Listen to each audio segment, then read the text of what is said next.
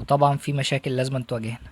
الفلفل اتصاب حالة دودي، وللأسف انا ما كنتش موجود في الفترة دي باستمرار، بس الحمد لله اتعاملت واستخدمت مستخلص شطة وجاب معايا نتيجة كويسة، والخسائر كانت شجرة واحدة. ودي شكل إصابة الحلم تحت الميكروسكوب. بس مش هنا هتنتهي المشاكل. للأسف جهاز البي اتش والتي دي اس باظوا بعد فترة، وخدت أول حصاد بس من الفلفل، وبعد فترة الفلفل بدأ يحصل فيه تدهور لأن المحلول ما كانش بيوصل ليه بشكل مظبوط. كنت محبط الفترة دي جدا، واضطريت ان انا اشيل الفلفل بعد ما اخد الحصاد اللي عليه.